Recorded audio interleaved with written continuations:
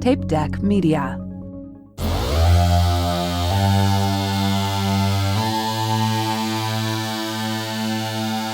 See you at the party, Richter! Hello, and welcome to See You at the Potty Richter. My name is Chris Chapman, joined as always by my co-hosts Aaron Frescus and Joseph Beck Castro. Today we are going to finish up the lengthy production process of Arnold's 2003 Termination vehicle, T3 Rise of the Machines. Aaron is going to tell us all sorts of stuff about the production of the movie, so without any further ado, I'm going to throw it over to him. Take it away, Aaron. All right. And I know it's been a minute since our last episode, so a quick reminder that we left things off with the fellas at C2 Pictures bringing Jonathan Mostow on board to direct. So T3 has a director, but now it needs a new script.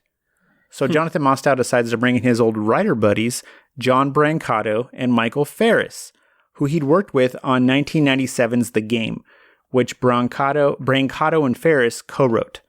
By the way, Mostow had originally developed The Game as a project for himself to direct, but it ultimately ended up being directed by David Fincher.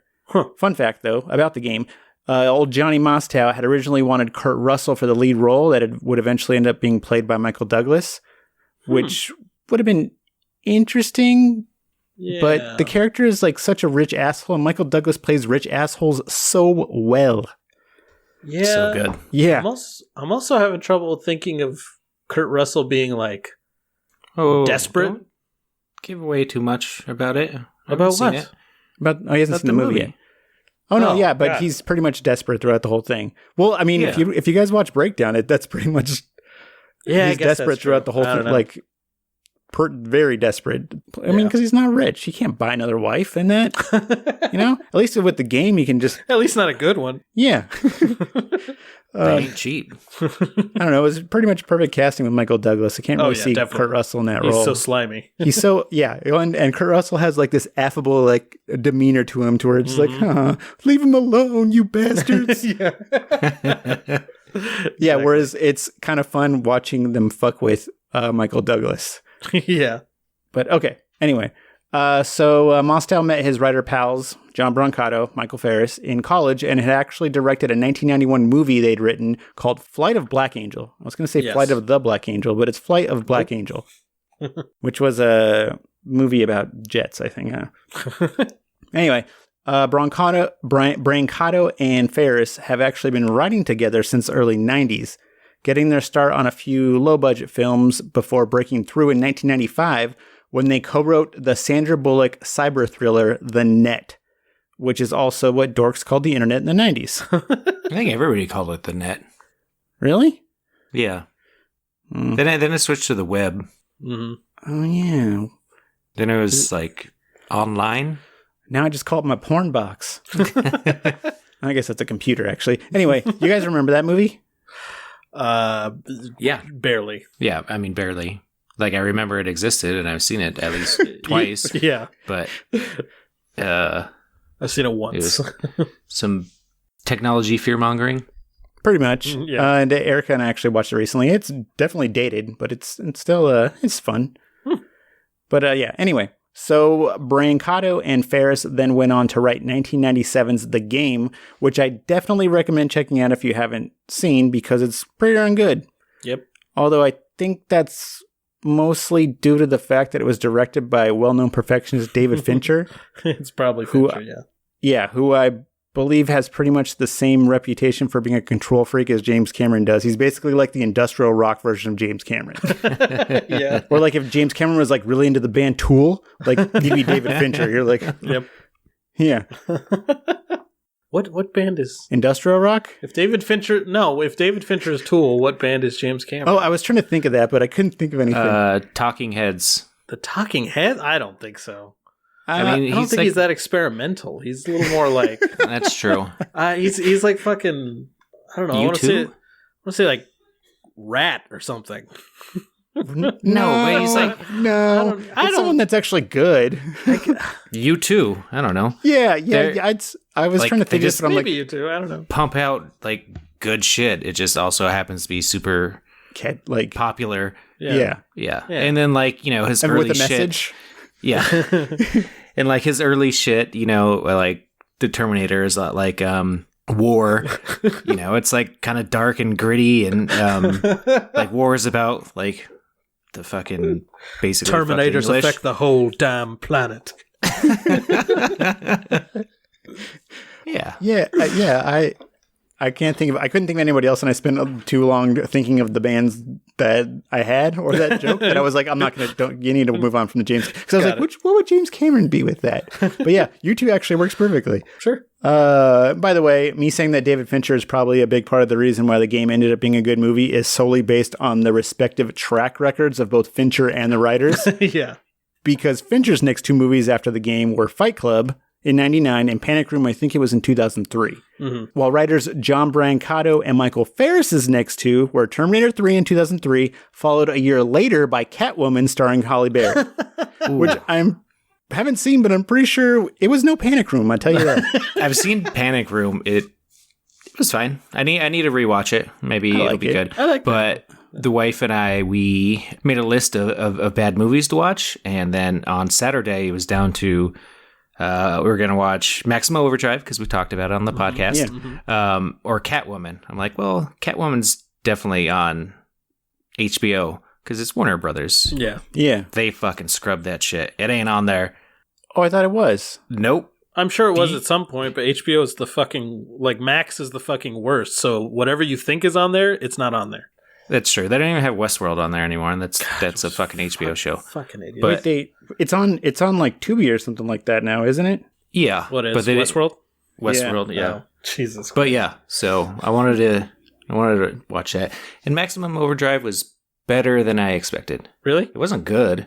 It was not at all like I expected it to be, because the advertisement is very much like Stephen King's like, "Hey, I'm Stephen King.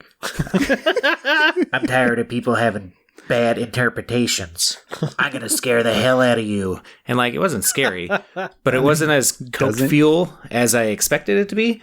Gotcha. It was like kind of schlocky, and I don't know.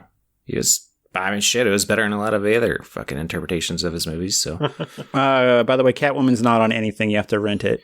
yeah. I almost did that just like so somebody got like a fucking 1 cent check in the mail. So Benjamin Bratt can get his fucking Benjamin Bratt. Yeah, he's like, holy shit, someone paid for that? Like, just feels good about himself later on, you know? Yeah. Who is it that I can't remember who posted? It was an actress that she posted a residual and it was 0. There was nothing on the I can't remember who it was though. It was like a famous actress for something. Anyway, and to be fair, as far as Catwoman and Terminator 2 or 3, I know a lot of the problems behind those two movies they had nothing to do with. Like, didn't have to do with the writers. Sure, but like, yeah. Yeah. Anyway. So in June 2001, Jonathan Mostow brings in his buddies, John Brancato, Michael Ferris, to rewrite the T3 script, which according to Mostow takes about a year to complete. And lucky for us, John Brancato actually wrote up a blog post on his website detailing this year-long process, and man, oh man, is it a fun read. If by fun you mean insufferable, sure. Yeah, I wanted to take a few minutes to focus on it because it actually sheds a bit of light on a few of the film's problems. And I should probably also preface it by noting that if it seems like I was unfairly crapping on their careers a few minutes ago, it's only because John Brancato comes off as such a petty, insecure, incredibly bitter person in this, which I normally I would relate to. Like, but he's being such a douchebag about it that it's yeah. Yeah. It's so over the top, catty. Did you end up the whole rereading thing it? Is catty. I reread about half of it, but okay. Yeah, well, yeah, because the Terminator 3 part only goes to about halfway through. Yeah. And not even that, maybe. But anyway, okay, so the blog post is titled How to Beat a Twice Dead Horse and is dated October 9th, 2009. And I believe it's in response to the backlash he received from Terminator Salvation, which he also was credited with co-writing with Michael Ferris. So he starts off by praising the 1984 Terminator film before calling T2, quote, a sprawling mess, bloated and self-important, and also, quote, a betrayal of the original. I couldn't stand it. Not completely wrong. Yeah, so he immediately loses all credibility. Yeah. Brancato then says the first two. It's exactly like, why? Okay, no, okay. Yeah. No. Sorry, I'll start going off. But anyway, Brancato then says the first two movies are seen as, quote, sacred works of genius, and doing a third Terminator without James Cameron struck him as sleazy and a little sad. And pretty much said that everyone would hate it, which, I mean, isn't... I don't know about the sleazy and sad part, because... I mean, this is also like hindsight, though. Like... Yeah. This is after the movie came out and everybody hated it. Who knows? Yeah, I don't know. Yeah. He's right about the everyone hating it fart. He's right about the everyone hating it part, but it wasn't because James Cameron wasn't involved. Yeah, exactly. Like the vast majority of people had no idea about that. Or nor cared. Yeah, exactly. Because it's a director to where it's like, what does he really do? Yeah. But anyway, Brancato then says that Jonathan Mostow had them look over Teddy Serafine's original script, which he calls a, quote, flat fanboy retread of the second film with another guy, nice guy Arnold and a female Terminator even sillier than the Liquid Metal Man, unquote. But like when I read that, I was like, wouldn't you want a screenwriter that's actually a fan of the films or at least likes them? Because I don't necessarily think the writer has to be a fanboy, but I prefer someone that doesn't seem like he actively despises the Terminator franchise. Yes, that's the part that's a problem, is that he makes it very clear in this blog post, he didn't want to write it. Like, he specifically calls out that, like, we had made a deal with ourselves not to write any more bullshit that we didn't come up with. And it's like, okay, then don't fucking write it, you stupid asshole. If you're gonna sell out your integrity for money, then don't complain about how you said this. Exactly. Fuck you. Exactly. Yeah, just hate yourself. Yeah, exactly. Exactly. Be like all the good writers and hate yourself. Don't hate on the fucking movie. Yeah. Yeah. Be like, I shouldn't have done that. I told myself I wouldn't. I did it, and I fucked up. Yeah, exactly. Mm-hmm. It's okay to have regrets, but running throughout this entire blog post is him trying to lay off the blame of anything he's ever done onto other people. Like, which I forgot to write it down, but there's like, as far as which I forgot to write down, I was going to mention it later, but as far as what Joe was saying, like there was a quote from Michael Caine about Jaws, whichever Jaws he was on. I think it was 4. 3? Was he 4? Oh, okay. Yeah, he was in Jaws 4, which I have it right here because I pulled it up and then I didn't write it down. It's got Jaws the Revenge. He says, I've never seen it, but by all accounts, it is terrible. However, I have seen the house that it built and it's terrific. I think it was which is the way, like that's... Yep. Hell yeah. Either don't say anything bad about it, or if you're going to, then... Yeah, own that shit. Yeah, exactly. Some people, I don't know. They're just not ready to sell out, man. Yeah. I would fucking sell out so fast. So would I. Oh, my integrity don't cost a thing, much more like my love. Stupid. Okay. He then goes on to basically say that things hadn't been so great in the years after the game was released, which is why they took the meeting for Terminator 3, and they were then hired to write the first draft, which Brancato goes on to describe, and it actually sounds a bit closer to Terminator Genesis than T3. Yeah. Which we'll post, because it's a good chunk of... Unless you want to hear it, Joe, like it's... Okay, cool. Because I didn't write it down for a reason. I was like, it's too long, and it's very confused. Like it's like trying to describe Terminator Genesis, where you're like, okay, wait, I got to reread that. What the fuck? Yeah. Anyway, so we'll post it. But yeah, he says they were almost fired after turning it in, but Jonathan Mostow ended up saving their jobs. Mm-hmm. He then says that he and Mike Ferris were only given a few weeks to fix the script and basically turn it into a more safe, predictable, paint-by-numbers script that the C2 crew wanted.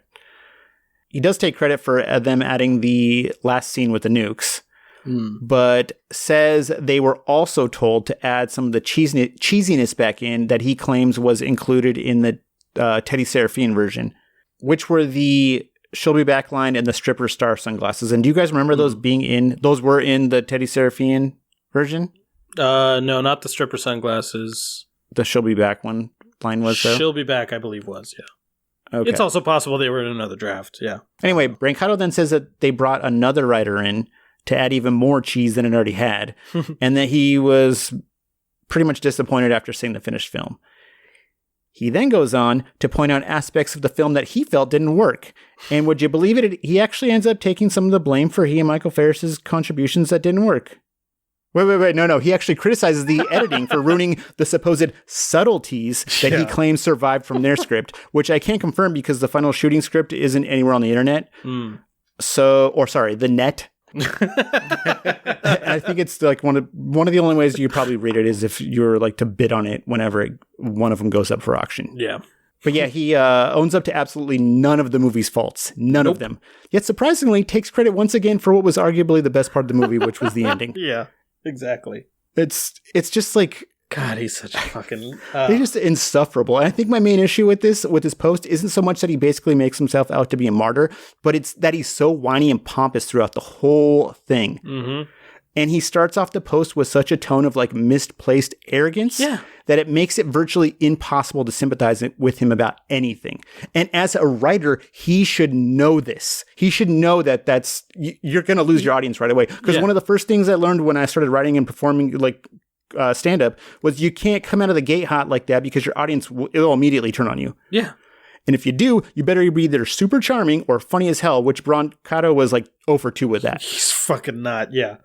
God, the few jokes that he puts in here that were like theirs, I was like, that's not, none of this is funny. Like, I can't believe you're like bragging about these. Like, what the fuck are you doing? That would have got panned just as much as what was left in there.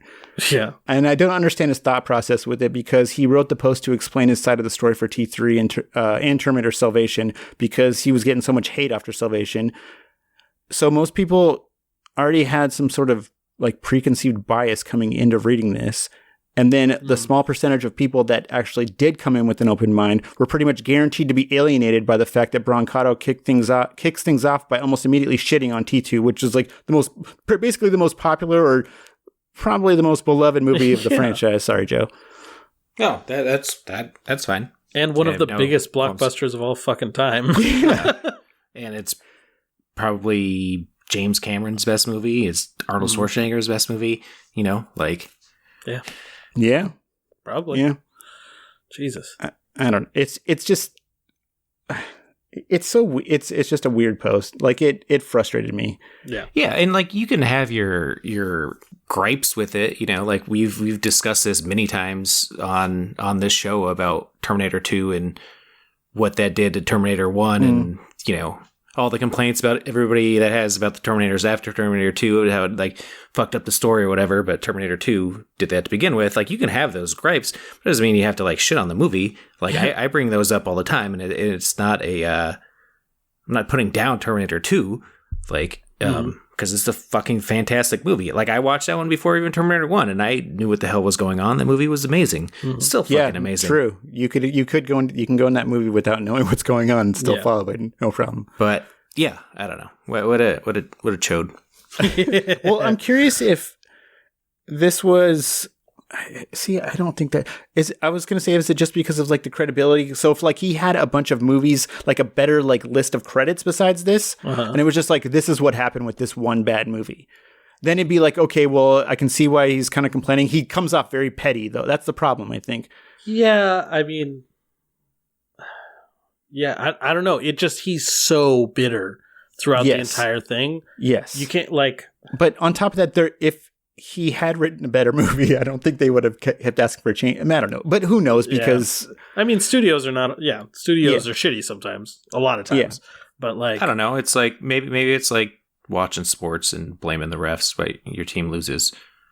Like, you know, maybe he's blaming this movie and he's blaming what they did to his script for the reason his career never reached the heights that it did. Yeah, and you know, we can read it as sour grapes, and it probably is sour grapes, but, you know, I'm also a Raiders fan, so they never actually lose. It's always the refs' fault.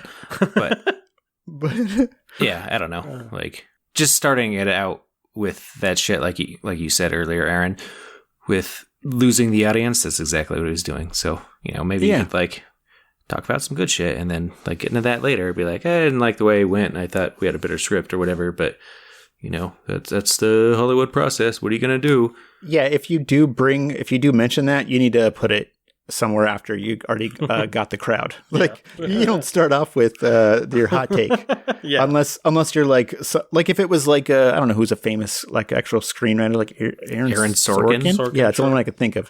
But like someone like that where they're like, He's like, all right, well, that's Aaron Sorkin, you know. Yeah. Okay, so there's more to the blog post that we'll get into when we eventually do Terminator Salvation, but the whole thing just comes off super bitter and petty, and he obviously didn't want to take the job, but did it anyway for the money, which, whatever, you got to do what you got to do, but then shitting on it afterwards in order to preserve your overinflated ego is just tacky as fuck. Yeah, extremely. And I realized I was just glad that I didn't read his post before watching the movie, because I'm sure it would have made me way more critical of the writing. Yeah, that's true. You wouldn't feel bad about shitting on anything. No, not at all. That was a blessing, I guess. Anyway. Yeah. So let's move on. Sorry. We jump forward to December 2001 when it's reported that Edward Furlong has been dropped from Terminator 3, supposedly due to an ongoing issue with drugs. And just like with Linda Hamilton, we once again get two different stories about the reasons behind Edward Furlong's departure. One being from Furlong himself, and the other from director Jonathan Mostow. Okay, so let's start off by hearing Jonathan Mostow's version, which comes from two different interviews he did in 2003 to promote T3. The first part of the quote comes from an interview with IGN, who asks why Eddie Furlong didn't return. And Mostow telling them, quote, "What I would say from a creative standpoint, Eddie did a fantastic job playing this character at age 13. Fabulous, just fabulous. But the whole reason that I was interested in doing the movie wasn't because I wanted to make a movie to blow stuff up.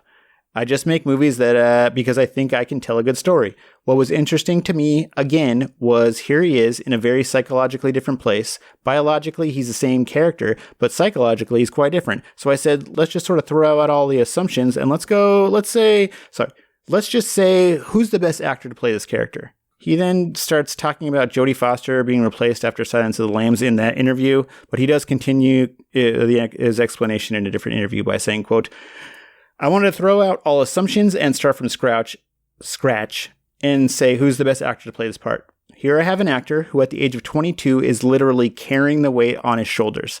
I needed an actor who has a tremendous amount of soulfulness and is also a hell of an actor. Nick Stahl, to me, seemed, based on the work I've seen in his priors and meeting with him and him reading for some scenes for me, to be unique in that at 22, it's very hard to find actors that have that kind of soulfulness to them, unquote. And is it just me, or does that make it sound like they never seriously considered Eddie Furlong for the role, but like in a way that he wasn't actually ever hired for it? Yeah, I mean, it makes it sound like when Mostow came in, he basically kicked him out, essentially, or just ignored the studio's request to have him in the movie or whatever.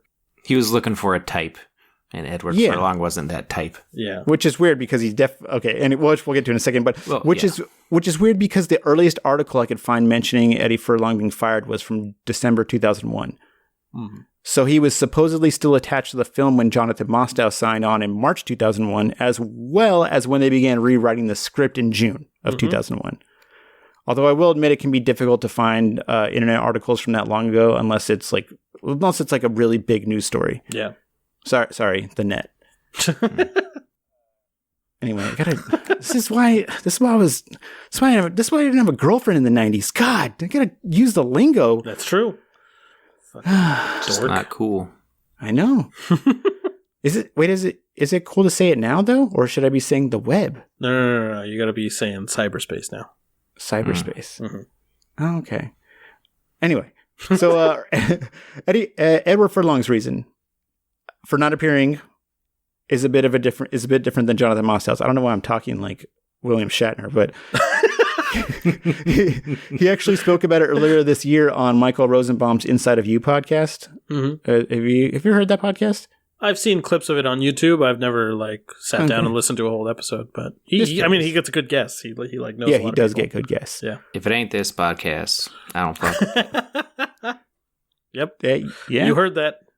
Joe hates all Stephen King podcasts. You heard it here. Yeah. And all sports podcasts. Yep. Yeah, you bunch of losers.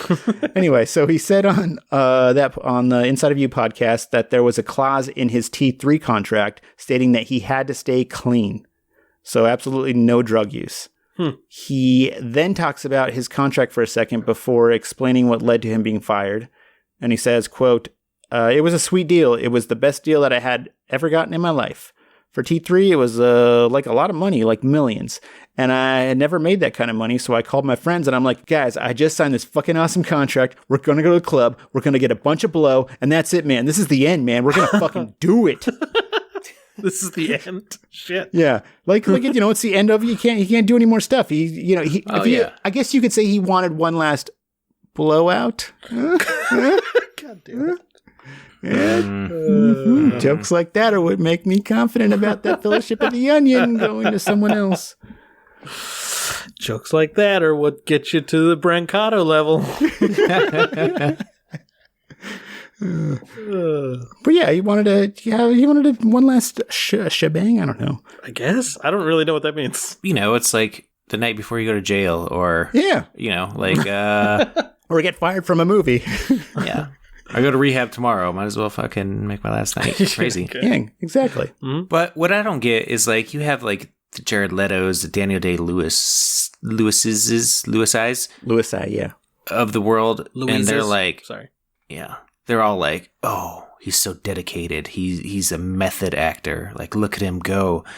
And then over here you have Eddie Furlong, who, from all accounts, at least for what they wrote in that movie, he sounds like the perfect like method actor to play that character. Yep. Why wouldn't he be all strung out and like fucking weird and everything? A meth head actor, if you will. Okay.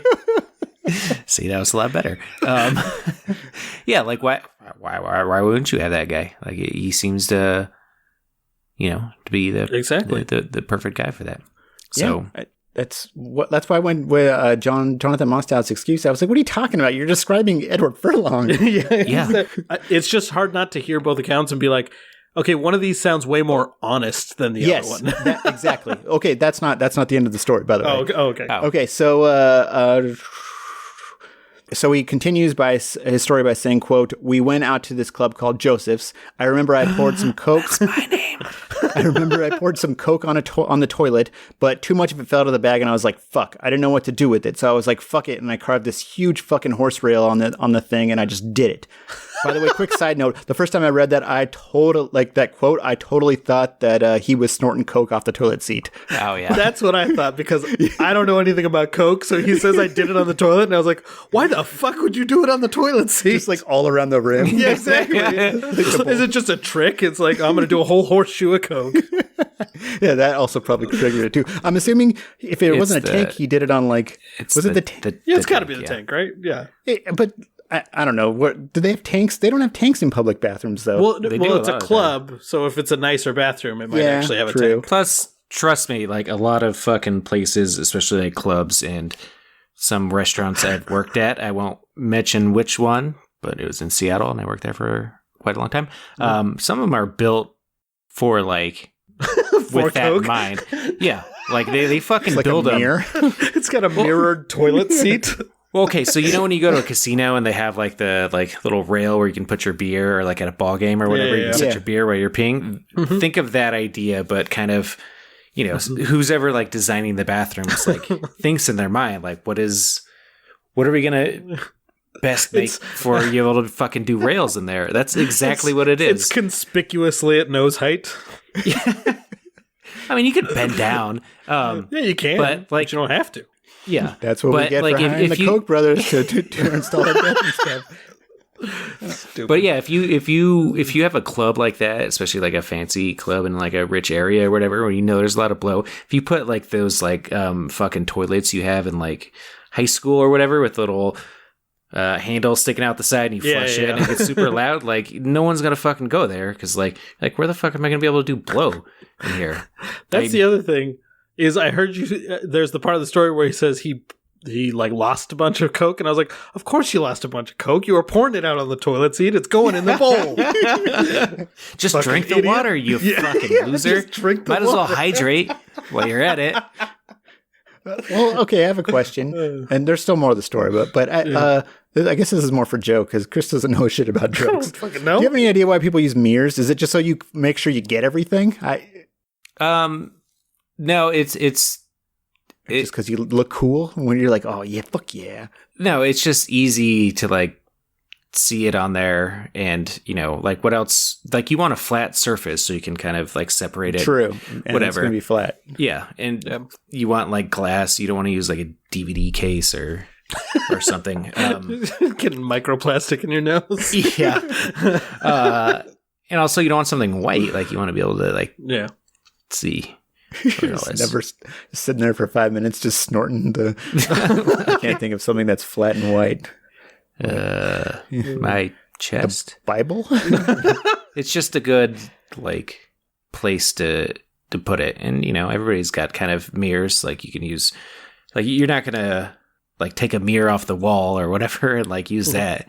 But if you have like a beauty mirror or some other sort of mirror that's just easy, it's glass.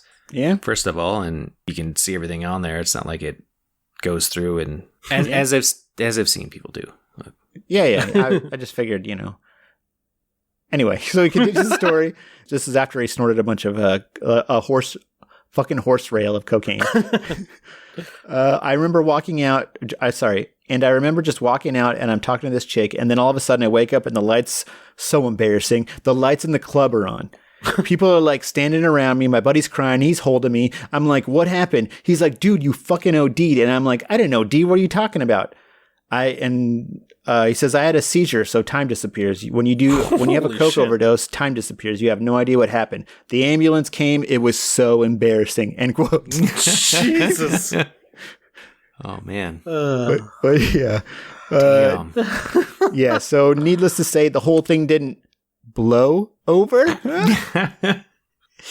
And he pretty much ended up losing he did end up losing the role because of it. Jesus.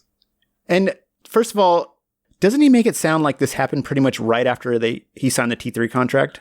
Yeah. Yes. Okay, so which I don't know for sure, but I assume he would have signed it right around the time, like the Variety article that I found. Variety reported that he'd signed on to the movie, which was in August of 2000. But like I said a minute ago, the earliest article reporting him being fired wasn't published until December 2001.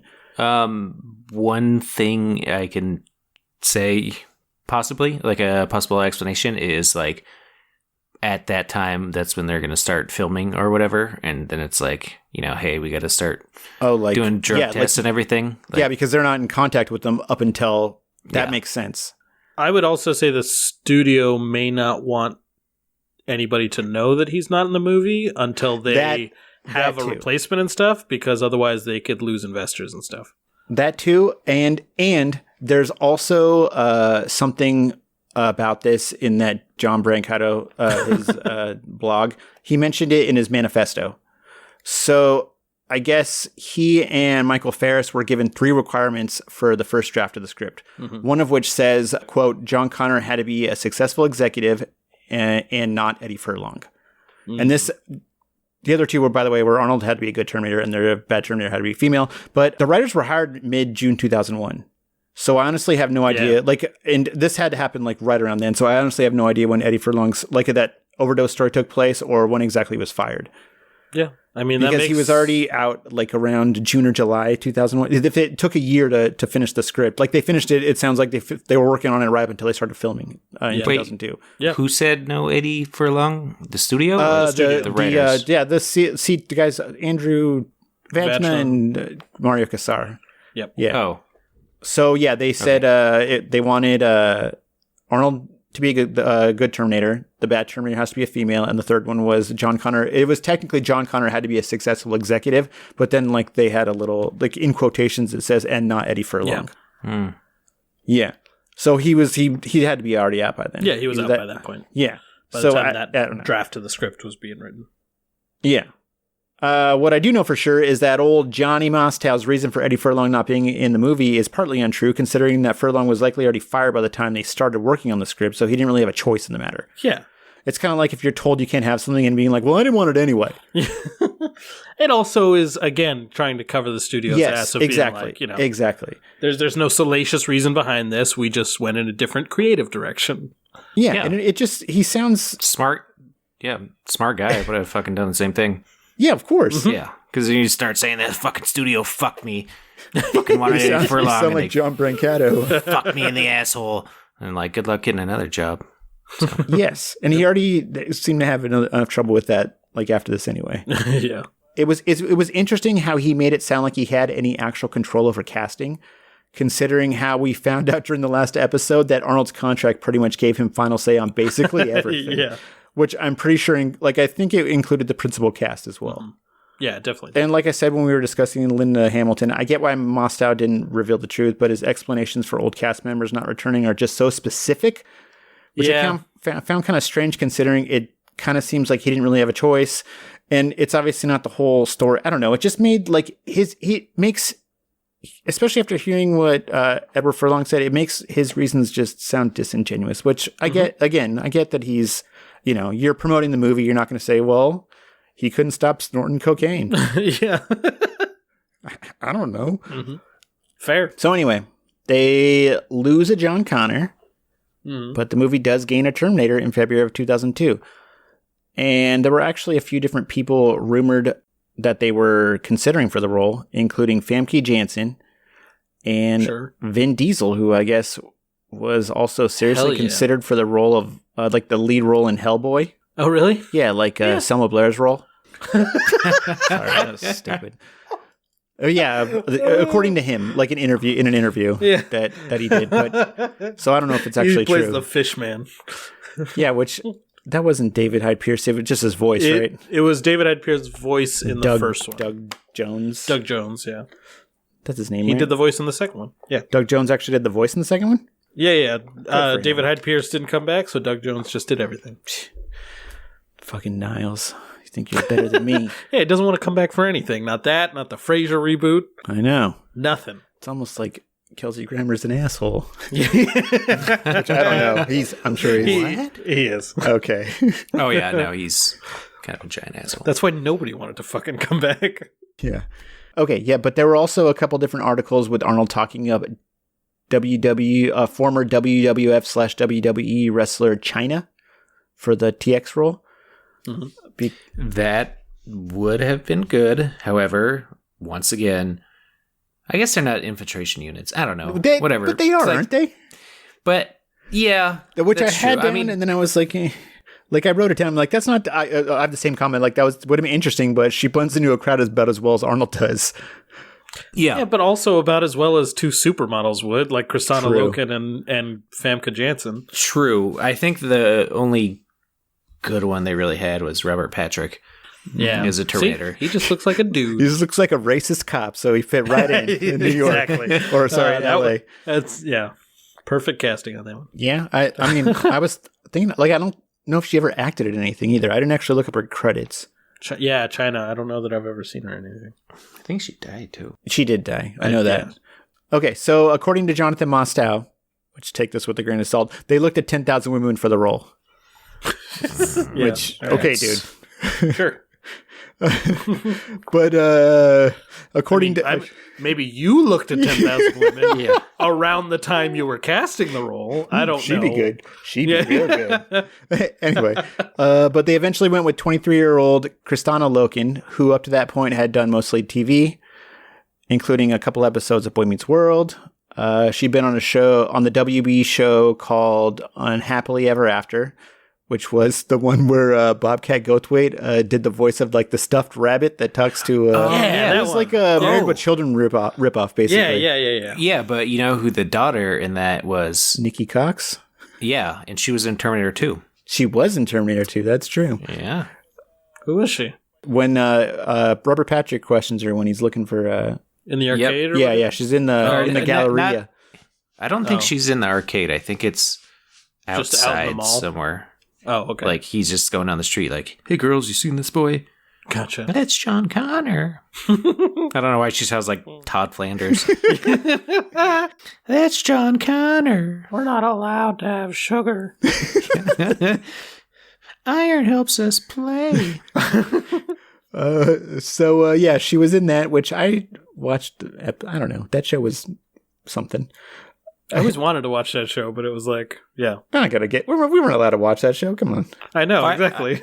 I watched that show. It was, I don't know. I thought it was good, but that was fucking 90s. I was a teenager. Yeah. Like, it wasn't like mind blowing, but I think it was about as good as Married with Children. Did you watch But Married with Children? Like, I did. was that it? Have you seen it recently? I haven't seen that recently, and I haven't seen Happily Unhappily Ever After, Yeah. whatever it's called. Yeah. Yeah, I mean, it was a total like rip-off show. It's like the Family Guy to The Simpsons or whatever. Yeah. But I remember enjoying both of them, but I haven't seen them since I was probably a teenager.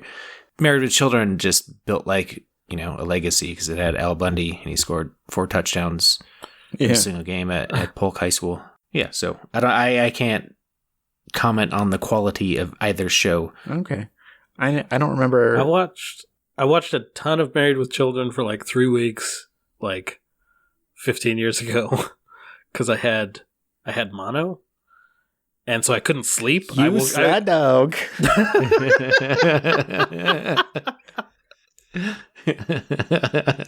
That's only funny because I had one girlfriend at the time and we hadn't even kissed. Oh, so you're saying you usually have multiple girlfriends at a time? Yes, exactly. That's exactly what I'm saying. Okay. No, I had mono, so I couldn't sleep. So I kept waking up at like 3:30 or 4 in the morning after falling asleep at like 2 or whatever, just in horrible pain. And so I would just go and watch TV and try not to think about it. And for some reason, they had like marathons of Married with Children running. And that show is fucking weird. Like, I'm not going to say it's not funny at all. There were some okay jokes, but it's so, like, I think it's a level of satire that I just don't get. Like, I don't understand what the premise of the show is.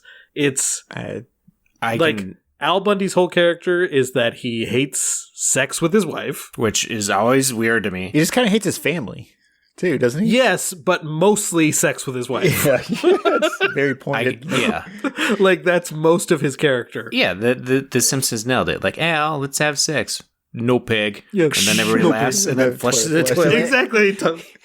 I will tell you why this show was so prominent. It's without the kind of racial setting of it, I guess, or the like racial good thing or whatever. So the Cosby Show came along and it was like, hey, look at this like black family that like, you know, is living the American dream, right? upper middle class. You know, they're not like fucking JJ and Good Times or any of that other stuff. Yeah. On the flip side, like the kind of counter to that, I guess you can say, was Married with Children, which was like, hey, look at this white family who's fucking poor, quote unquote, even though they own that fucking giant house in Chicago, but whatever. Yeah. Like poor and fucking miserable and everything. And that was kind of like the reverse on that. But I never, even when I was a kid and from a kid to now, I don't understand why he never wanted to have sex with Katie Seagal. Yeah, I don't get the joke. But, you know, his kids, like, bud, whatever. A little pipsqueak, and then... I get it. Bud was horny. What's her name was slutty. Kelly was slutty. Yeah, but that was just... Peg was horny, Peg too. was horny and also dumb. Like, I guess they were all dumb, but, like, I don't know. But, yeah, I just didn't, like... Again, not that it wasn't funny. There were, like, funny parts, but I just didn't, like... Why the fuck was this show made? Like, I and what Joe said, totally, like, I get it on a conceptual level, but in the execution, I was just like, this is the weirdest fucking show. Like, I don't understand any of the writing decisions being made here. Also, it lasted a long time, TV too. shows weren't that risque back then. Like, oh, yeah, that's true. When That's The also Simpsons came out, that was like... Yeah. It was kind of edgy. It was the fucking... Yeah. And now you watch, like, the first season or two, you're like, this is fucking wholesome as shit. Yeah. I mean... Most of the 90s of that show was wholesome as shit. It was just like Bart wasn't fucking Beaver Cleaver, you know? So that's why everybody flipped their shit. It's good. I want to do homework. And parents are like, oh my God, he's the devil. Exactly. He called his dad by his first name and they were like, fucking, they went crazy. Yeah. Anywho, anyway. We got a little sidetracked. Yeah, a little bit. She also starred in a role as... She also had a starring role as Taja on the show Mortal Kombat Conquest, which lasted one season.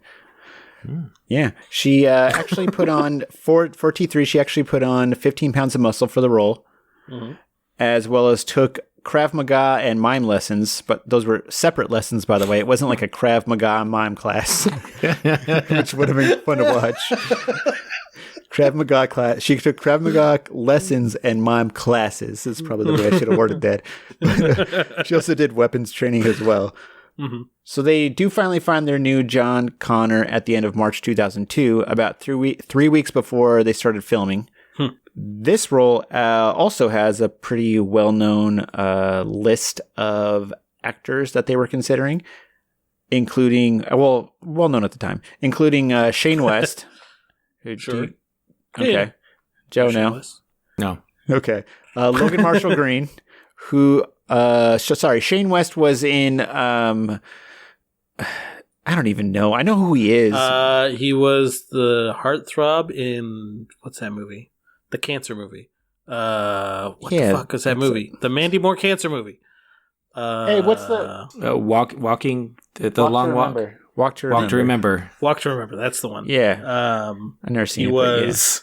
He was in The League of Extraordinary Gentlemen. He was Tom Sawyer. Who else was he? He was in a bunch of stuff. Yeah, he's in a bunch of stuff. I think I said The Long Walk, which is a Richard Bachman, aka Stephen King book, and it is not not a romantic. The Long Walk to Remember is what they should know. Yeah. That book's fucked up. Then you had Logan Marshall Green, who was later in Prometheus. He was the guy that first gets in, the fucking idiot that takes his fucking helmet off. Yeah.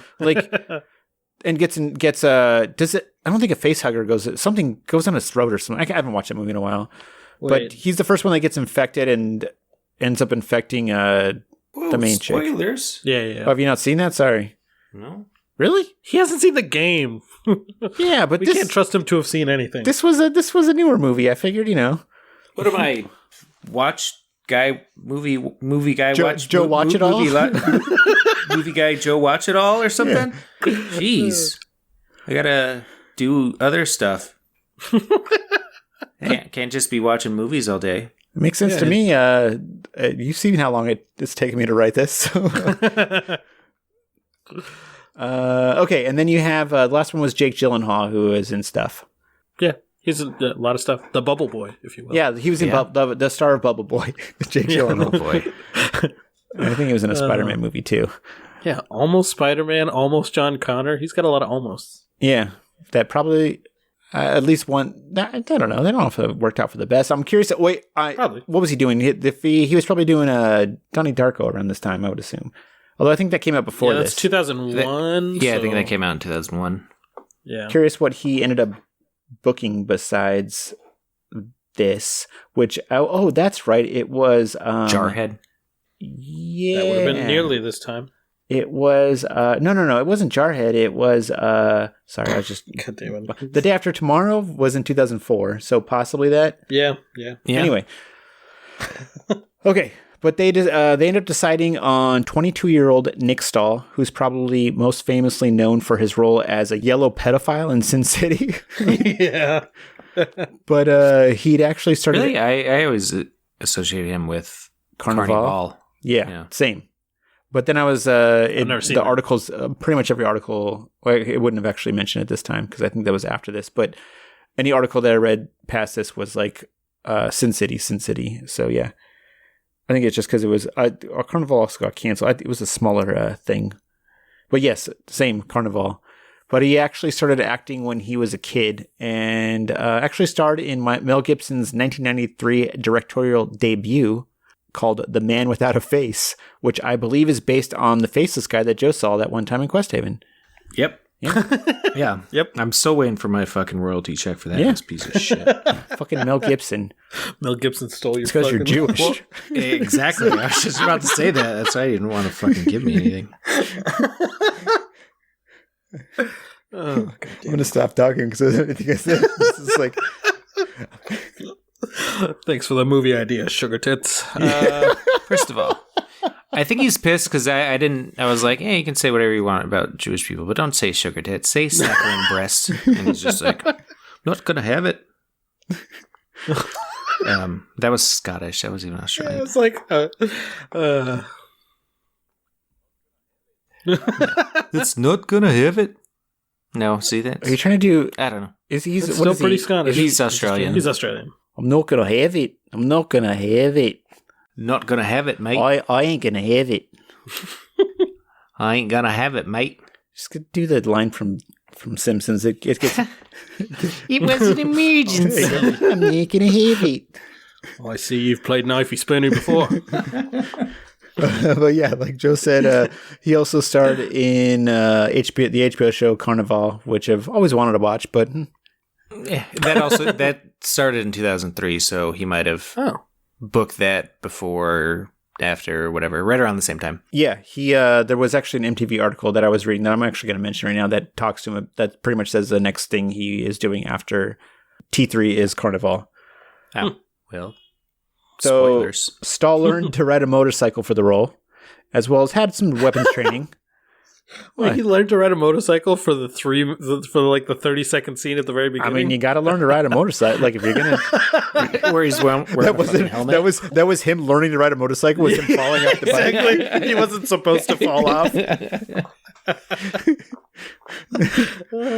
Yeah, he learned to ride a motorcycle for the role and had some weapons training. Sorry, I just imagine the whole movie was filled with him on a motorcycle. And then they started filming, and he couldn't fucking do it. And they were like, "Never mind, just cut all that shit. You gotta change the script. Put him in the back of a vet truck." Yeah, exactly. Put him in a cage." He spoke to. That's why the script got rewritten.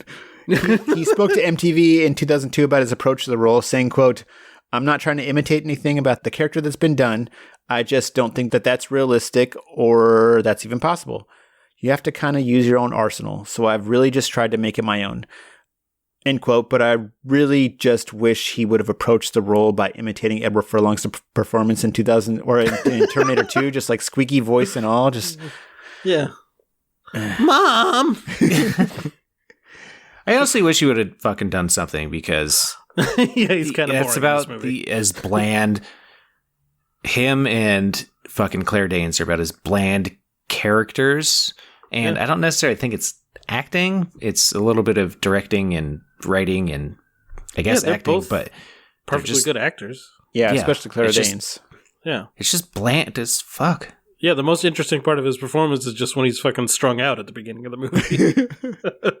Yeah, like it's just there's no like charisma or anything interesting to them. There's just barely anything to the character. The writing. Yeah. Which I don't feel bad about saying. That's the fucking writing. Yeah. That's you know, I mean, maybe they would have been a little more interesting if the editing wouldn't have stripped the subtlety out of the characters, you know? Oh, Yep. yeah, that's right. Yep. That's right. That's right. That's true. The ending, though. The ending was good. The ending? Huh? Did you guys see that ending? Yeah, My ending? Yeah. Pretty good. Anyway, okay. Let's move on to our final character, Kate, who I couldn't find too much info about. Not the character, the actor, just the whole situation, the whole hiring process. The only other actor I found that was considered for the role was Claire Forlani, who was the girlfriend in Mallrats. She was in Mystery Man. She fucks Death and Meet Joe Black. That's you know, like she was. I know. Yeah, Joe. No, drawing a blank. She was the main girl. She was the one that wasn't Shannon Doherty in Mallrats. Yeah. So she was Jason London's girlfriend, or Jeremy London. I don't know which one it is. Yeah. No, I just find it odd that they narrowed it down to two Claires. Well, did I step on your joke? No. I'm sure there were more. I just couldn't find out a lot about this. But that was the only one that was for sure like mentioned as far as being considered to be cast. And I couldn't find when they initially cast the role, but Kate was originally supposed to be played by a relatively new actress named Sophia Bush, who at the time had like 3 credits, one of them being 2002's National Lampoon's Van Wilder, which she just plays someone who wants to fuck Ryan Reynolds, basically. Oh, okay. Yeah. Shit, I can play that role. Yeah, exactly. Play that role now. She actually ended up filming for about 2 weeks, but ended up being let go for looking too young. Oh. With Jonathan Mostow saying in 2003 interview, quote, "It was heartbreaking because initially I wanted Claire Danes and then sort of like Hollywood deal making silliness, it didn't work out. So then I started casting for the part and I found this actress, Sophia Bush, who I thought was fabulous. And I still do. And I cast her in it. And I was more excited about her casting than I was anyone else in the movie. I thought I made a real find. And after about a week of filming, it became clear that she was too young. She was 19 and the other actors were 22. And there's just a difference. And 3 years at that age is a big difference. And I tried everything I could do to make her look older, but ultimately the camera doesn't lie. So I had to replace her, and it was heartbreaking because it was a huge break for her. End quote. But to be fair, Nick Stahl looks like he's like 22 going on 36 in T3. So like, Of course, I can definitely see why she might have looked younger for a love interest. Also, like, actors that young always play way younger. Yes. Like, if somebody on a show or in a movie is in high school, it means they're in their early 20s. Yeah. Sometimes in their late 20s. That's just kind of how Hollywood is. So, yeah. So she was 19. If she's 19, most of her roles at that time were probably for, like, high school. Well, she was in she had 3 credits. One of them, the Van Wilder one, she was, That's college, but also Ryan Reynolds looks younger than Nick Stahl did. So that's true. Also true. Yeah. So that makes sense. I got to give it up to Jonathan Mostow. No, don't correct him. I want to hear what he's going to say. Just say Moscow. Yeah, Moscow. Just keep calling him that. That's way better. No, but he knows how to play the game. Like, he's like, look, this didn't work out. Let me explain, give you some bullshit reason that makes everybody look good. Didn't work out with Sophia Bush. I was really heartbroken, but like she was too young and too pretty, like he knows how to like fucking milk it, and like good for him. Like this is not me talking shit about him at all. Yeah. Like that's fucking very That's what you got to do. Smart and professional. Well, I think he actually felt bad because at this time she had like it was the very beginning of her career. So, it seems like it ended up working out for the best for her, though, because she would end up landing a role on the WB teen drama One Tree Hill the same year Terminator 3 was released, which pretty much launched her career. Yeah. Oh, which Erica was just watching right before we started recording, and I think she's watching now still. Shit. What are you watching? One Tree Hill. There you go. One Tree Hill. Speaking of U2, that they have a... Yeah, One Tree Hill, the song. Yeah. So I don't have a date for when Sophia Bush was cast, but as far as the recasting, Variety reported that Claire Danes signed on to take over the role on May 5th, which was about 2 weeks into production. Yeah. And Claire Danes started filming the following day. Oh, wow. Yeah. And I would say she's probably the most well-known star at that time, besides Arnold, right? Yeah, she's got to be. Yeah, 100%. Right? My So-Called Life was big, right? Yeah. Yeah, she'd already been in a ton of stuff. Like My So-Called Life, which she was nominated for an Emmy for. Yeah. She'd done Romeo and Juliet in 96 with Leonardo DiCaprio. She did The Mod Squad and Broke Down Palace in 1999. She then took a break from acting, which is nice. Like she was doing well enough to where she could take a break. Yeah. To attend Yale. Oh.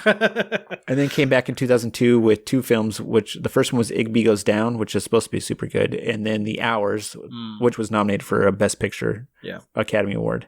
But yeah, so I think the best actor in the movie too, yeah. Again, she has no character, but that's not her fault. Yeah. Brancato.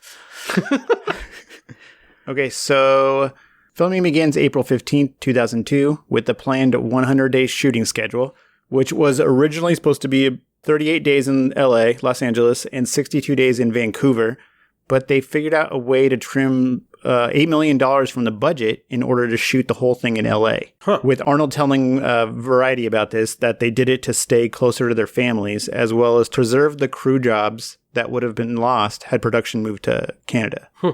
Wikipedia states that Arnold actually deferred part of his salary to help trim down the budget, but the reference link confirming that info is dead, so I'm not 100% sure if that's true or not. Got it. Because he doesn't mention it in his book.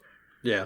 By the way, I have a few different numbers for the budget, but it was estimated to be as low as $167 million, but as high as $187 million, some of which that money came from product placement deals with Pepsi and Toyota, and then possibly Xenadream, but I'm not completely sure about that one because it's like a blink and you miss it kind of product placement right there, you know?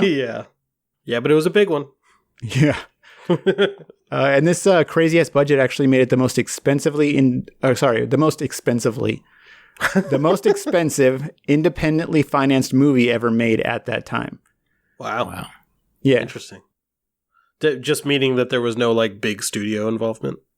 There was, but only for the distribution. Yeah, but as far as the production budget was concerned, yes, there was no big studio. It was they just gathered it from those. It was C2 and then Intermedia, I think. Got it. and maybe one more. Yeah, that Chinese company, right? Or was it Japanese? Well, I Japanese think company. they were distributing. They took over distribution for like Japan and then Germany or something like that. Oh, okay. And that's why Fox backed out. Gotcha. By the way, I can't remember if I mentioned this already, like in an episode, but paying off Coralco's debts was apparently also built into the film's budget, which just sounds like sketchy as fuck, but I'm sure it's something that happens all the time. But that's... yeah, probably, but that's just very funny. I wonder if that's why they were so desperate to get the fucking rights to the movie. I mean, that makes sense too. And a weird thing, which I don't have written down, but there's a lot of... like not revising what happened, but a lot of they ended up losing the rights, but then they bought them back from a company that went bankrupt. I'm like, bitch, it was their company that they bankrupted. I don't remember where I read that, but I was like, what the fuck are you guys talking? What are you talking about? That's very funny. A lot of reframing of the facts of the story. Exactly.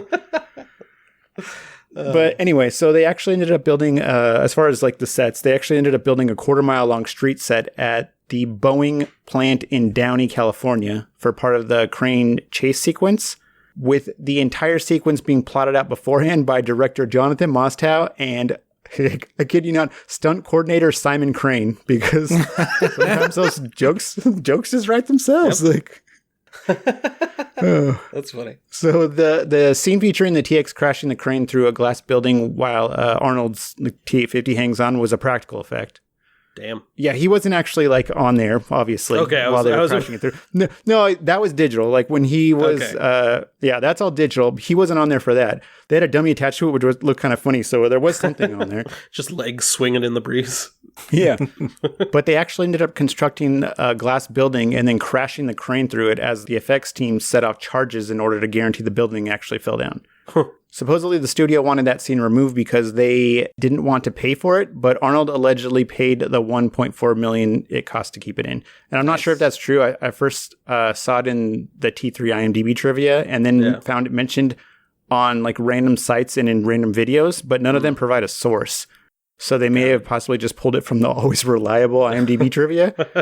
Yeah. Arnold does say in the DVD commentary that he was insistent that they keep it in, but he doesn't mention paying for it.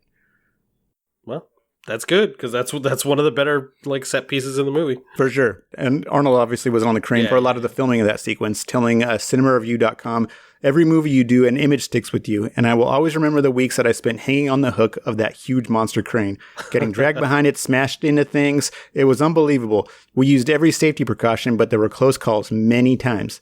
He then goes on to describe exactly none of those close calls. Damn. Yeah. Let's see what else for that scene. The crane flipping along with the rest of the visual effects were handled by Industrial Light and Magic, which is George Lucas's company, right? Yep. Jonathan Mostow says in the DVD commentary that the entire crane sequence took about 5 to 6 months to edit. He also mentioned that the bed of the veterinary truck was actually the most used set, like the most used location in the movie. That's funny. Yeah. Also, this is a bit of a sidetrack, but it's not really, sort of. So anyway, so Arnold barely mentions Terminator 3 in his book, 2012, I think, Total Recall. But mostly because at the time he seemed like he was more focused on getting his political career going. Mm-hmm. And I bring it up because at the time he was actively promoting California's Proposition 49. Which would increase funds for after-school programs. And by the way, this was obviously a super important time for Arnold political-wise. But we're not really going to get into it right now, besides a couple of mentions, partly because this episode is already probably going to be our longest one, but mostly because I don't know dick about politics and was definitely not paying attention during this, his time in office, because I was busy doing nothing really with my life that mattered, apparently. So having said that, we will go over it all eventually in what I'm sure will be one of our most listened to episodes ever. I'm sure. But I just wanted to throw that out there so it doesn't seem like we're just ignoring it. It's just a lot of research, and I'm going to put it off as long as I can. And I'm sure our most intelligent sounding episode as well. But yeah, I bring it up right now specifically because of two things he mentions in the book. The first is about the prop that I was talking about, Proposition 49, which according to his book, he helped design. And as I just mentioned, he was actively campaigning and trying to raise money for during the T3 production. He also mentions in the book that bringing people to the T3 set was a he found out was a great way to raise money for Prop 49, saying that the California Attorney General, whose name was Bill Lockyer, visited the set when they were shooting the chase scene, and Arnold was schmoozing with him to get his support on the same day he was shooting like his crane scene. Hopefully while hooked up to the crane so that he could he's like, come on, Bill, don't leave me hanging here. I was trying to think of something with crane, but I had nothing. Anyway. Sure, there's a Frasier joke in there somewhere. Well, it's like, sure. I was like, I'm going to be crying, like crying or something. That's, and I was like, okay, just give it up. You're going to spend way too much. You think of something though.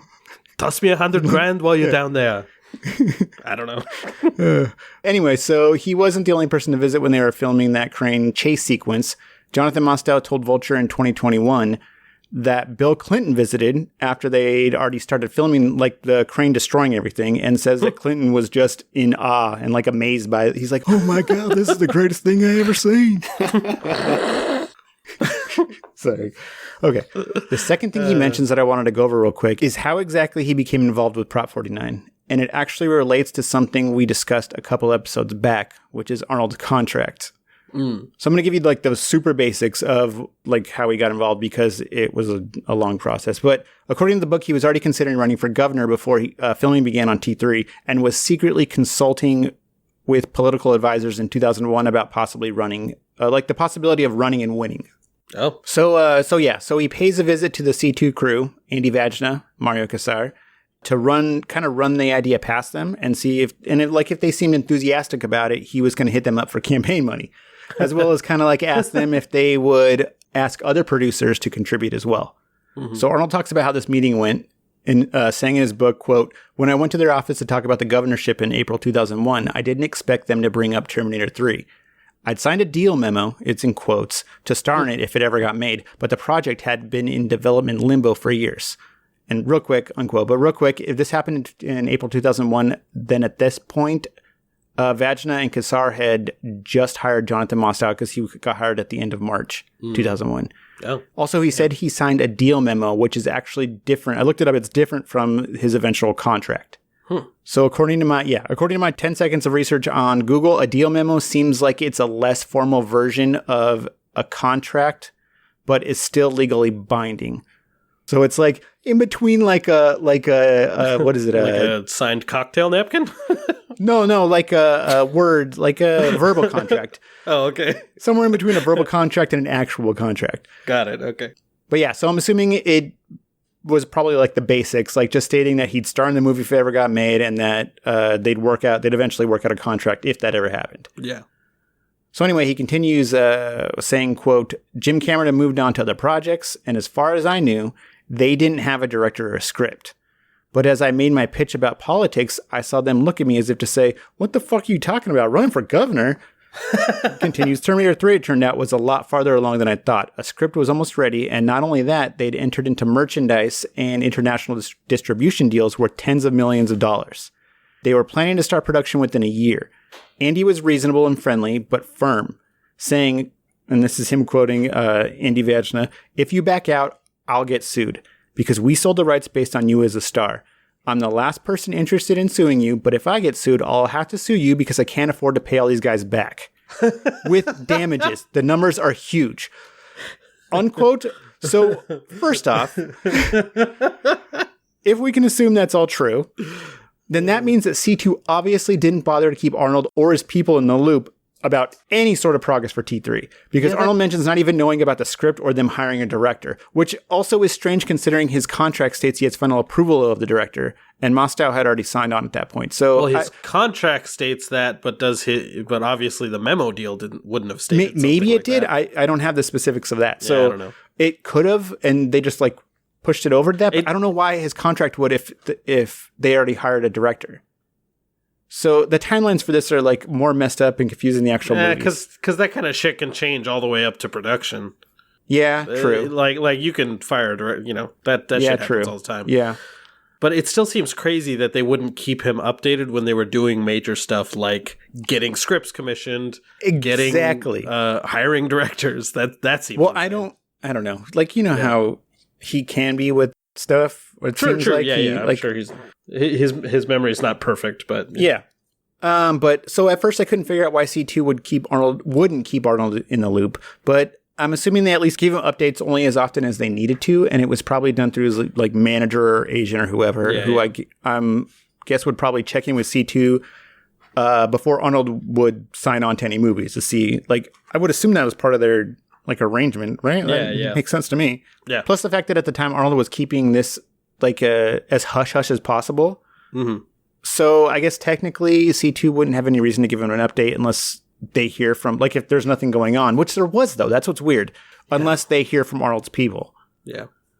But still, the fact that they made those distribution deals without bothering to check in, that just seems risky as fuck. Like, seriously, that's like something that people who've bankrupted a company before would do. So I don't get... and then created a new shell company to reacquire the property that their old company just lost. Yeah. I don't know. It's like, seriously, why check in with Arnold before you make multiple deals that hinge on his involvement? He might try to talk you out of it if he happens to have another project in the works. Plus, it's not like he can say no once the deal's done anyway, because then you could just threaten to sue him, apparently. Like, I don't know. It's just, it's very weird. Mm-hmm. I also just find it really hilarious that he comes to them like, hey, you want to invest in my campaign? And they're like, they're going to break my fucking legs. What the fuck are you talking about? It's like, you're my meal ticket. What the fuck are you talking about? Exactly. So that's why I don't know. Like, I don't know what's true, what's not. Mm-hmm. It's just weird. And at first I was like, oh, fuck these guys. But then I was like, well, if the timelines are weird because what Variety's reporting and all that. So who knows if this was actually in April or if it was before. Anyway. So this led to a few different things. First, Arnold mentions in the book that after this happened, he still had the desire to do something political. So this is when Prop 49 was developed. Got it. Secondly, C2 basically forcing him to do Terminator 3. And I wasn't going to say that because he technically did sign a contract, but sure. It was, I don't know. It was putting him in a position, like a particular position. Yeah. But yeah, that meant that he definitely couldn't run for governor in the 2002 election, which I'm pretty sure he was thinking about. He wasn't for sure yet because he wasn't even for sure. Yeah. I just realized that I didn't mention him running for governor don't have it in my notes at any point in the rest of the notes. So he does eventually do that while he's promoting the film, which I'll try to remember. But anyway, so even if he decided to, he couldn't have. Yeah. Which ended up working out because California voted to recall Gray Davis as governor in 2003, and Arnold ends up winning that recall election. Mm-hmm. And then lastly, and this one's speculation, but I feel like that meeting Arnold had with Kassar and Vajna probably led at least a little bit to him taking completely full advantage when it was time to put his T3 contract together. They really laid all their cards on the table in that meeting. If all that stuff is true, so he could... Yeah. And on top of that, he seemed... This was something he was enthusiastic about, so if they were like, sorry, man. Yeah. You can't... Nope, not going to happen. You got to do this. And he's like, all right, well, if I'm doing this instead of that, I'm going to get fucking paid. Yeah. Okay, sorry about the sidetrack. Moving on. Okay. I had a note that I think I wrote down when we did the summary about finding more info about the song that's playing during the gas station scene, which is titled Dat Funky Man. Mm-hmm. Yeah. And was produced for the movie by William Randolph III, or 3. I don't know. 3, because apparently that's what people go by sometimes, according to the director or writer of Maggie. Oh, that's right. Yeah, John Scott 3 or something like that. Anyway, but with the lyrics being provided by Jonathan Mostow, director Jonathan Mostow. Terminator 3 Rise of the Machines director Jonathan Mostow. The 2 words of lyrics? I don't remember there being any other lyrics besides... I listened to this song a bunch the other night. I still can't... I don't remember the lyrics. But people love this song on YouTube. There's a bunch of comments under the songs. Oh my God, I've been looking for the song for so long. Okay. Why? I have no idea. And I couldn't find any other credits by one Mr. Randolph besides Dat Funky Man. There is a SoundCloud artist named DJ William Randolph, but I'm not sure if it's the same dude. And to be honest, I wasn't willing to devote more than 5 minutes to researching this goofy ass song. So like, I'm not completely sure. But moving on from there, I also have a quick bit of trivia I found on IMDb and didn't verify it because it doesn't fucking matter. But there were a couple of mentions of scenes in the official novelization of the movie that were interesting because they flesh out the characters more. And the first one is kind of broad, but it says, and I'm just reading this directly from the IMDb quote, but it says, the novelization gives us some background information on Kate's relationship with her father. General Brewster was such an alcoholic that his wife left him. It's already starting off. It's like it's just going to get worse. It just sounds like fan fiction already. Mrs. Brewster approved of Kate's engagement, but Kate wanted her father's approval too. He granted it, but never met Scott. Kate was an only child. Also, she is not sure about marrying Scott, which is kind of obvious. That's in the movie. Yeah, and he is nervous. He is nervous about meeting her father. Kate enjoys working with animals because you know where you stand with them. That's just dialogue for the movie, I think.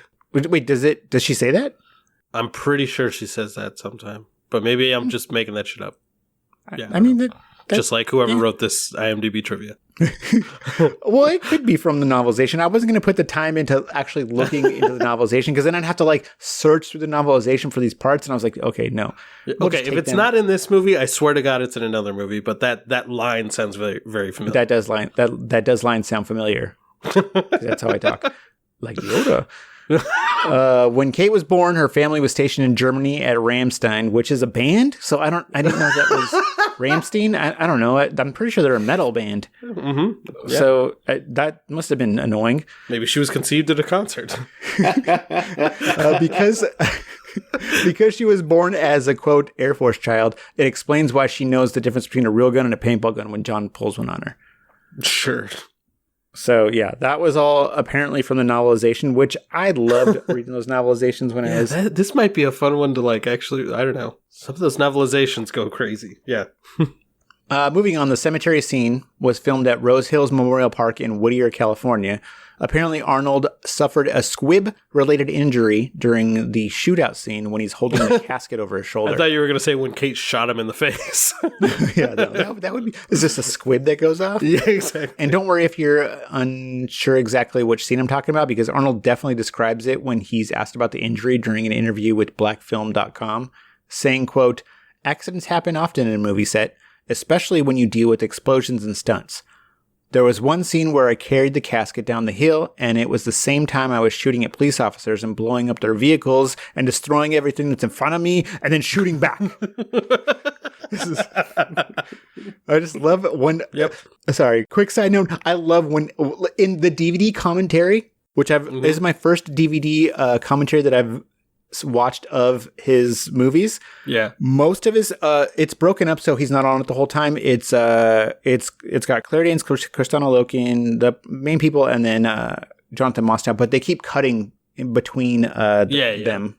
So they all just recorded separate commentary. Yeah, exactly. And they're cutting between them.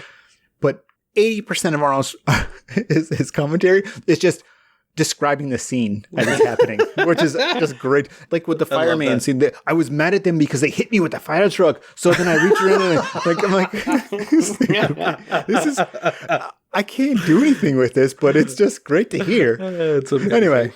So he keeps saying in the quote, he says the whole casket was loaded up with little explosives that would go off, and the idea was to put one underneath my hand.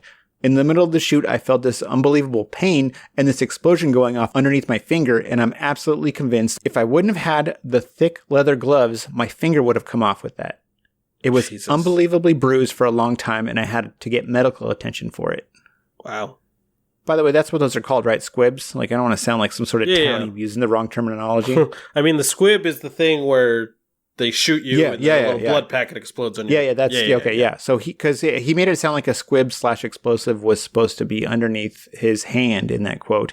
But I think he maybe meant that that's how the injury happened. Got it. Oh, by the way, a squib is the explosive that he mentioned in the quote. They're used by special effects teams to simulate bullet hits. Yeah, so maybe the squib was just on the casket and his hand was in the wrong place, like, And you know what I mean? And the squib went off when his hand was somewhere it shouldn't have been. Yeah, I don't know. Well, I only think he may have misspoke for that in that interview, because he states in the DVD commentary that one of the explosives ricocheted off the casket and almost blew his finger off. And then says that it was under his finger because, quote, they made a mistake of where to put the explosive. Gotcha. Yeah. So... Yeah. Who knows? I mean, whatever it was, it almost blew his finger off. Yeah. So anyway, not exactly sure how it happened. Maybe their pyrotechnician called in sick that day, so they finally decided to finally give that kid that drives a food truck his big break in Hollywood. And for some reason, he kept insisting that Arnold just keep his hand over the explosive. He's like, I don't know if I should be doing it right there. And I think it's possible. Anyway, speaking of a DVD commentary, Jonathan Mostow mentions during the cemetery shootout that Arnold's leather jacket weighed about 40 pounds, but doesn't give a reason why. So I'm not sure if his jacket was maybe lined with something, or like maybe lined with something, like, I don't know, but that's one heavy-ass jacket. He just wanted to do a workout while he was in the middle of shooting his scenes. Maybe, I don't know, like, unless that's how much leather jackets weigh. I'm not cool enough to wear so. Not 40 pounds. Not 40 pounds. Yeah, I realized as I was writing this, I was like, I'm not even cool enough to wear pleather, much less leather. Like, I actually tried to buy this real pricey leathered wallet from Nordstrom with this one time, but then when I asked the sales guy to show me their Indiana Jones collection, he ended up talking me into buying one of the children's section, like, Velcro wallets, you know? That way I wouldn't lose my bus pass. Yeah, the wallet had Indiana Jones on it, and he was wearing his leather jacket, so it kind of counts. Anyway, sorry. 40 pounds, like, it's just weird that he mentioned it, and it just doesn't bother to explain it at all. He's like, yeah, his jacket weighed 40 pounds. Why? You figure it out. Anyway, sorry, moving on. A couple more things as far as the cemetery sequence. First off, I'm sure you guys remember that scene when the TX shows up to the cemetery, still disguised as Scott Peterson, a.k.a. Claire Danes' boyfriend, sorry. But then, for some reason, transforms back into its original Kristana Loken form while walking towards her. Yeah. Yep. Which I think what Chris was bitching about, or both of you, I can't remember. I think we both mentioned it. Yeah, it's because it's a really stupid thing to do. Yeah. Well, apparently that single shot of the TX slowly transforming from convicted murderer Scott Peterson into Kristana Loken was, I'm going to have to take that out. One of the most... Canonically in the movie, cop killer Scott Peterson. Yes. Oh, exactly. Not convicted murderer. Exactly. Okay, anyway, was one of the most challenging CGI effects of the entire film, which Jonathan Mostow mentions was partly because the actors are in motion, as well as the fact that the camera's moving around them at the same time, which makes sense as far as difficulty, because, like, working on that animated sketch that I've been working on for like 4 years, which isn't traditional animation. But anyway, the process of animating a character to do two actions at the same time, like talking and moving their hands, is such a gigantic pain in the ass as far as timing to get right. Yeah. And that's without the camera moving. So yeah, that's true. Yeah. And granted, I didn't know anything when I started doing that. It's mostly like through trial and error, but like my knowledge of the whole process is limited. But it actually made me think of something I saw in a behind the scenes featurette for the movie Who Framed Roger Rabbit. Yeah. So there's this part where director Robert Zemeckis is talking about how he wanted to be able to shoot the movie like a regular movie, like, you know. Yeah. But he was told about some supposed rule in animation that you can't move the camera. Huh. It then cuts to the film's eventual director of animation, Richard Williams, whose response is just badass. When he's asked about the rule, he was basically like, Robert Zemeckis asked me why all these other animation directors say you can't move the camera. And I told him, because they're lazy, which is just great. Because, yes, you can, but it's a lot of fucking work. Yeah. It's a fucking nightmare for the animators, exactly. Probably. Exactly. Which he was saying. He's like, so wait, we can do it? He's like, yes. Is it going to be hard? He's like, extremely hard, but it can be done. Like, yeah, it's just going to, as long as you have the money for it, it can be done. No problem. Yeah. Anyway, it just made me think, like, that made me think of that because, like, yeah, the way that it moves around was the same thing that was a problem with them. Anyway, sorry, back to the T3 effect. Right, that's fair. So the way they pulled it off, that transformation shot, they laid down a track and then put a camera on this big machine that automatically moves across the track and just repeats the same shot over and over again. So they just filmed what were basically 3 different variations of the same shot, if that makes sense. Mm-hmm. One with Peterson. Yeah. So one was a shot of just the background with no actors. And then they put up a blue screen. Okay. And then they got shots of both Kristana Loken and Mark Famiglietti, the actor who plays Scott Peterson, just walking in front of it. They ended up having to do a ton of takes in order to try to get both actors, like the timing and I think the stride too, as close in sync as possible. Yeah, like the movements. Yeah. Yeah. Oh, and Mark Famiglietti. Mm-hmm. But yeah, that dude also had to wear these special platform shoes due to being a few inches shorter than Kristana Loken, which was one of my favorite parts of the visual like FX featurette, because like he looks like, I don't know, it looked like Frankenstein, like something like Herman Munster would wear in the Munsters or something like that. Like just like it's like platform, because they're also like black and anyway. Like disco shoes, platform shoes. Yeah, pretty much, but not as cool. So yeah, they were also wearing tracking markers to help with matching their performances, which ILM were then later able to line up digitally using this like cool kind of shader tool. And then once ILM synced up the actors' performances, they then applied the transformation animation over the actors in order to create like a kind of a seamless transition between the two of them. Damn. Yeah. That's pretty cool. Yeah. So you guys want to take a guess at how long it took ILM to complete this 20-second sequence? Let's go 8 months. Oh, okay. I was going to go 3 months. 10 months. Oh. 10 months, damn. It took him 10 Almost months a full year. And that wasn't even technically the 20-second, like, because the whole like little sequence is 20 seconds long, but it also cuts to reaction shots of Claire Danes. So it's probably about 15-ish, like 16 seconds or something like that. Something like that. It was like just not even needed.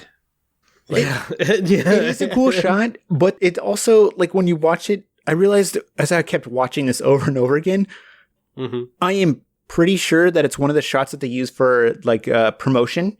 So we probably already saw it a ton of times before, like in the trailer and whatnot, before we actually saw it in the movie.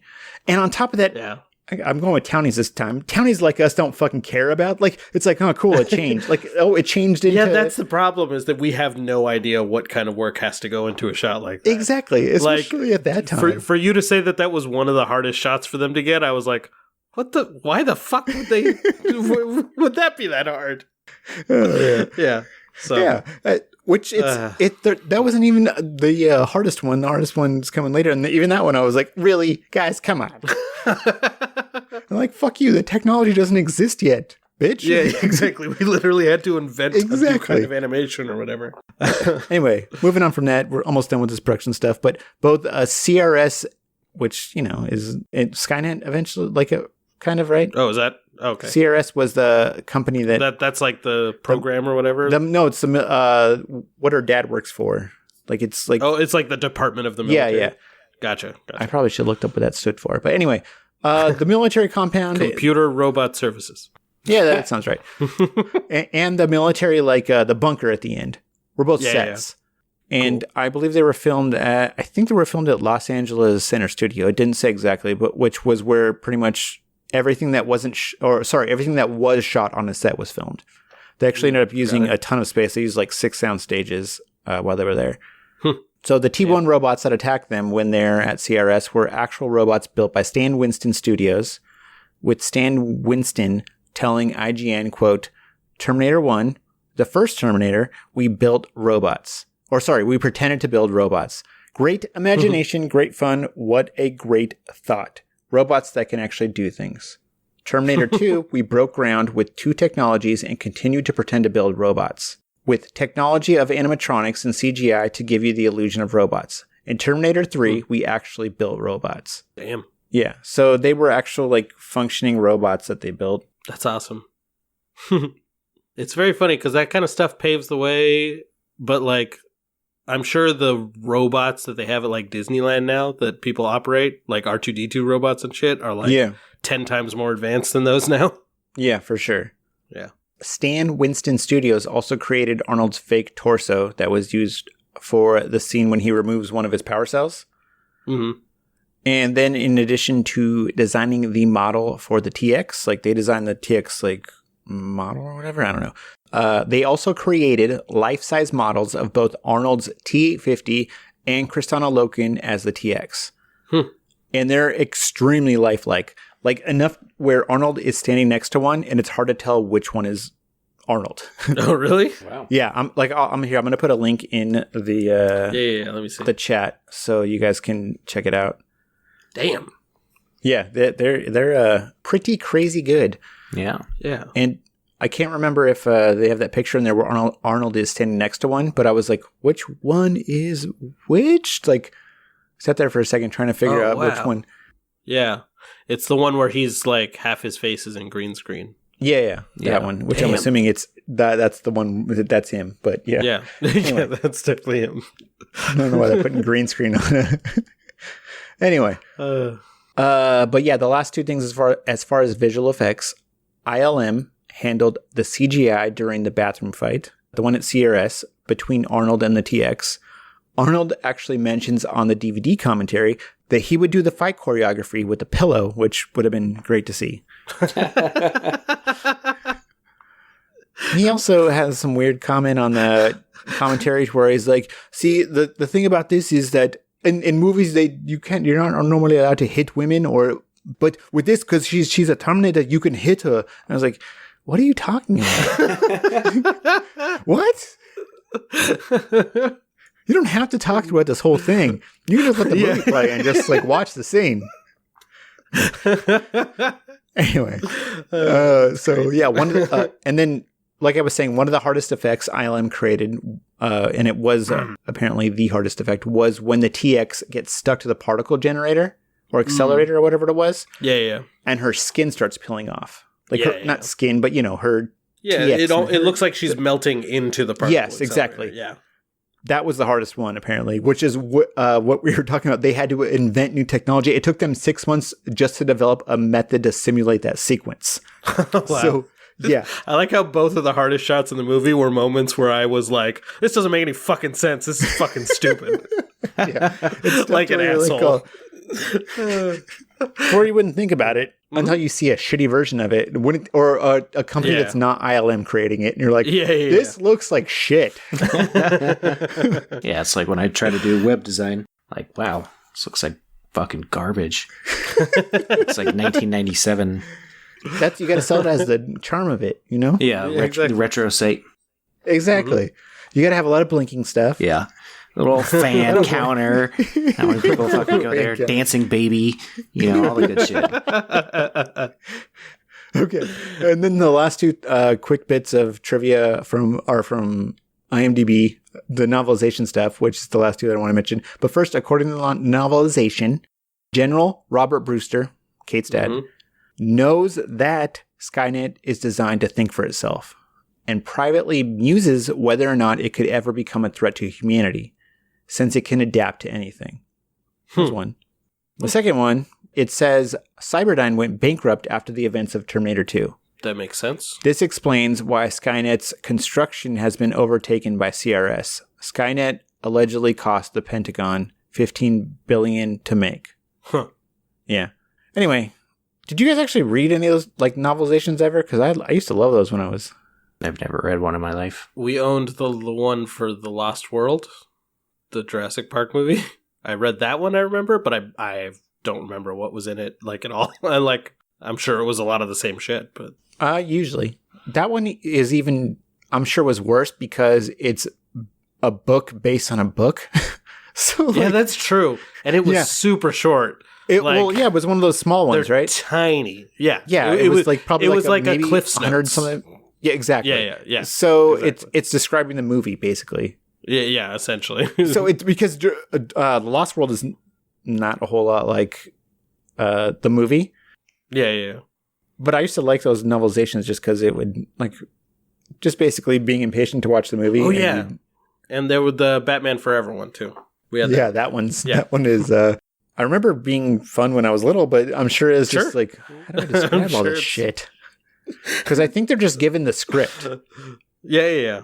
And then they're not always given the latest version of the script. the final script. So sometimes there's differences. Yeah. Like famously the Back to the Future one where it ends with the nuclear bomb. Yeah, I was just reading an article about that the other day. It was an old cracked article, but yeah, it was talking about how the novelization's crazy because that and like Marty really wants to see an atomic blast, and that's like leading to that or something like that. I don't know. Anyway, and then the last thing to mention as far as film locations or filming or whatever will lead us to the end of production, and that is the arrival scene for both the Terminators. So I believe Arnold's was filmed in San Fernando Valley. At least that's where the bar was that he gets his clothes from. Gotcha. Yeah. And apparently several of the women in the stripper scene, like that bar stripper scene, were actually Arnold's female employees. So, but yeah, as far as his actual arrival scene in the desert, apparently in preparation for his nude scene, when arriving in the time bubble, Arnold increased his daily workout routine from 1 hour a day to about 3 to 5 hours a day in order to obtain this exact same weight and body measurements that he had during Terminator 2. Damn. Yeah. Wow. I mean, it paid off. He looks good in that scene. Yeah.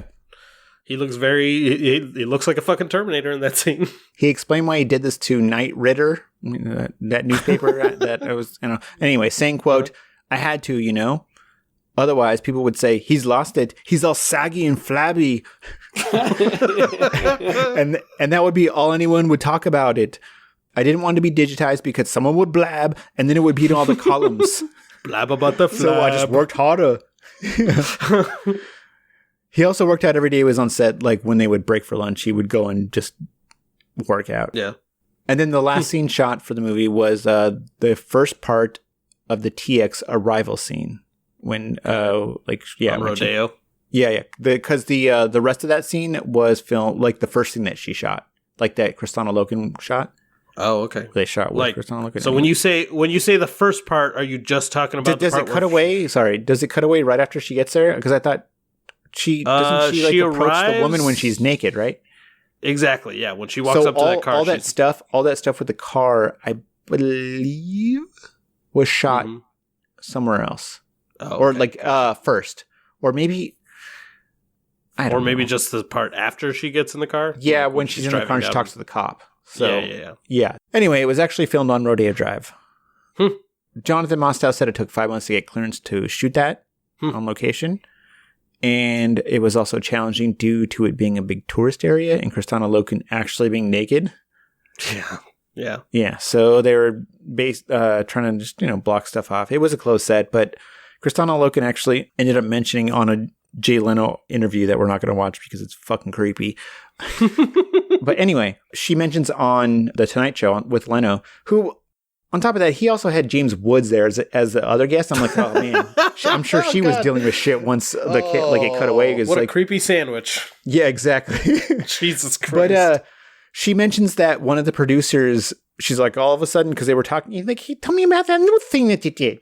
She was talking about it. She's like, yeah, one of the producers all of a sudden shows up. I'm like, fucking A, man.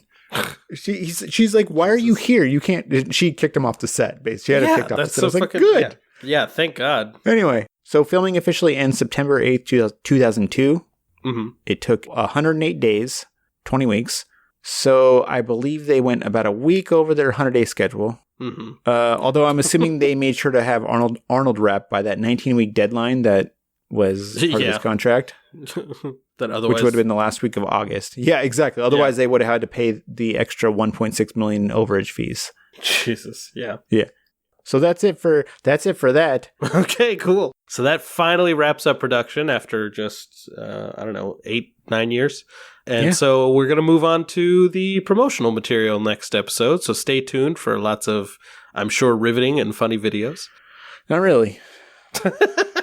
Well, anyway, I'm sure something will be entertaining, whether it's one of us or one of the videos. Yeah. You got to be better at teasing, man. I mean, yeah, it is. Woo! Joe's going to deliver his crane joke. It's going to be good. Yeah, exactly. I got to go down into the joke workshop. The joke bunker. He's going to workshop that for a week and then come back with the Frasier joke again. Yep. But it's going to be a good one. Yeah, unlike the jokes in Frasier. I don't know, Frasier's pretty good. Yeah, I've never actually seen it. He's gonna go down in the bunker and watch 8 seasons of Frasier. Yeah. Just study it. Anyway, So that does it for this week. Make sure to tune in next week. And I guess we just say the thing now. See you at the party, Richter! If you enjoy our show, please consider giving us a positive review on Apple Podcasts or your podcast app of choice.